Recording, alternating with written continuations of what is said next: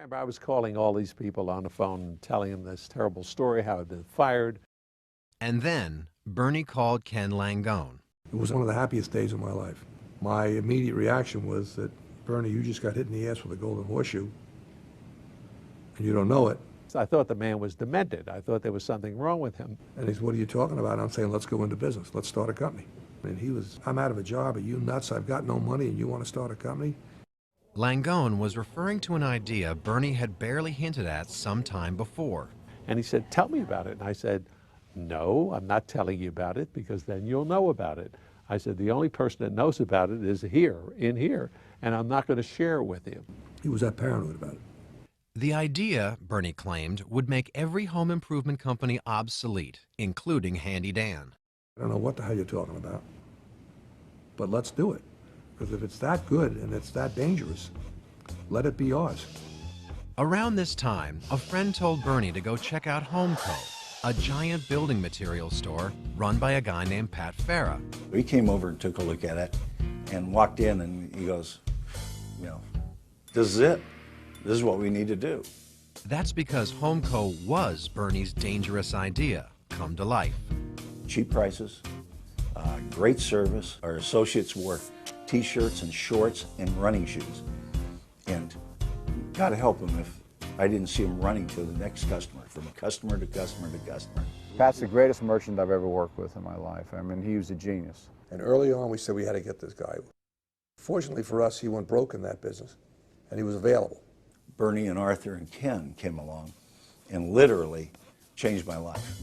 And the new company they were about to form would change an industry. They had the name nailed down. Now it was time to find out if their vision would measure up. Pouring in by trains and trucks, tons of new merchandise for the spectacular grand opening of Atlanta's first do-it-yourself warehouses, the Home Depot. 14 months after being shown the door at Handy Dan, Bernie Marcus and Arthur Blank were getting ready to throw open their own doors. Nobody knew it yet, but June 22nd, 1979 would be a red letter day, or maybe orange letter day, in a national shift towards self-reliance for millions of homeowners. The do-it-yourself economy was just forming, was just beginning, and these guys just tapped into a nascent trend. Nobody was equipped to do it. Number one, they didn't know how. Number two, the product wasn't available to them. It was controlled by the plumber, the electrician. Depot was telling people, yes, you can build an extension onto your home. Yes, you can build a deck. Yes, you could put in new flooring. But in the spring of '79, Bernie and Arthur were a long way from feeling like trendsetters. With Pat Farah, their merchandising wizard, they all moved to Atlanta, and now we're just trying to stay afloat until opening day. We all moved here. We knew nobody. And we had no family, no support group. All we had was each other. First order of business, making sure their brand new store had the right look and feel. Let's make it bigger. Let's make it more attractive. Let's make it a place, a destination. If they walk into the store, you're overwhelmed with product, overwhelmed with low prices, overwhelmed with great service, overwhelmed with everything. But that only worked if they could actually pay for the merchandise. We didn't have much money in the bank. We had great difficulty buying product because most of the people didn't want to sell us. The balance sheet was slim, to say the least. The image wasn't right, so we figured, well, how do we fill it up? Farah's answer, fake it for now. I contacted one of our suppliers and said, how many empty boxes do you have? They provided us about 3,000 boxes, just empty boxes. And we put them all together, put them up in the overheads to make it look like we were just so jam-packed. It was just unbelievable. We had a stack of, 2,000 paint cans stacked up way up high in the ceiling. Out of the 2,000, I think maybe 300 would fill of paint. The rest were all empty. But we had to give the cans back ultimately. The store was just about ready. The shelves were full, sort of. And back then, there was enough unpainted furniture to furnish Georgia. Outside, the big, bright, blaze orange sign was hard to miss if you happened to be in the neighborhood. But what about reaching the rest of Atlanta?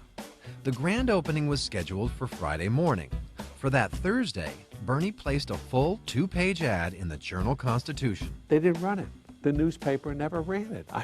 It was like the worst thing that could have happened to you. Here you put all your money in, and the clock is ticking, and the money is going out, and you're paying people. The day we opened up, we expected to see thousands of people. I mean, we were convinced that we were going to win the Super Bowl.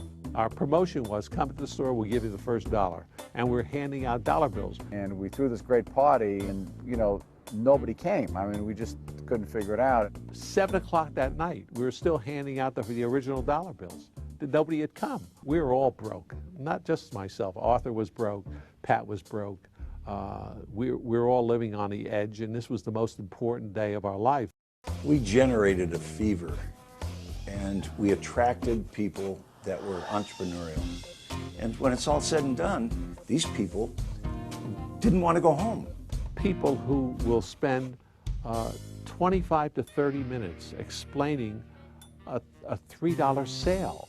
Now, where do you find that? It was really an awesome experience to have that customer come back to me and say, look, your help made me build this, and they brought pictures. It was incredible. It was so cult-like, so family-like. It was a unique experience, and you craved it.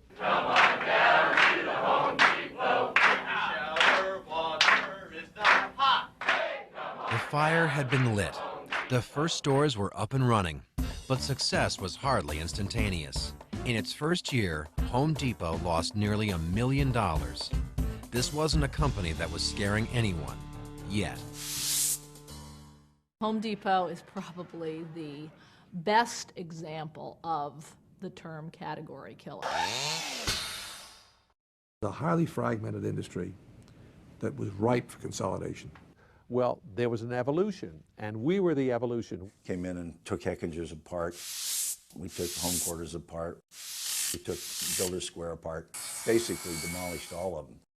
No question, Home Depot helped to kill off a long list of competitors, and in the process, it reinvented the category.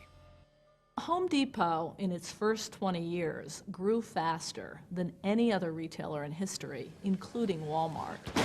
And what enabled them to do that is they tapped into a fairly untapped market. I'm pleased to take off this apron and add this one. Inside the company, it was all about buying into the orange culture, which meant lots and lots of training. Training for giving good customer service. Sir, hey, listen, could you help me out here? I'm looking all over the place for this bulb. I don't know where to start. I know you know. And training about the products. You guys can sort of think of us as the Bartles and James of incandescent light. You know, we're all here celebrating. In 1986, sales topped $1 billion. We've got $1 billion baby in our Home Depot stores. The company was really starting to take off. Those who bled orange could definitely work their way up the ladder. Tom Taylor started out as a lot boy. I got promoted to store manager at the age of 22. I went to the North Carolina market as a district manager. I became a regional vice president in Dallas, Texas. I have 120,000 associates that report into my division. So I have the entire Eastern Coast. I'm 37. The more stores it opened, the more states it entered, the more Home Depot ran into resistance from people who called it the Orange Plague or Agent Orange. Towns and organizations fought the spread of commercial sprawl and the threat Home Depot posed to smaller local companies. Bernie Marcus will have none of it.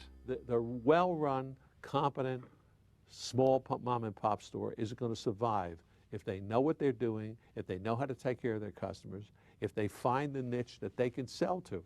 The ones that we put out of business were incompetent. They were the weak ones that had to go, and in retailing, that's the way it goes. Good job, man. Good job. Good seeing you.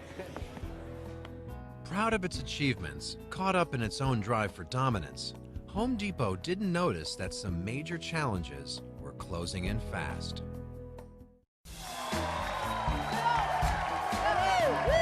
In 1996, the Home Depot was 17 years old, with more than 500 stores to its name. And feeling like the coolest and toughest kid in high school. Year after year, Fortune named it one of America's most admired retailers, and its competitors knew they had finally met the 800-pound gorilla.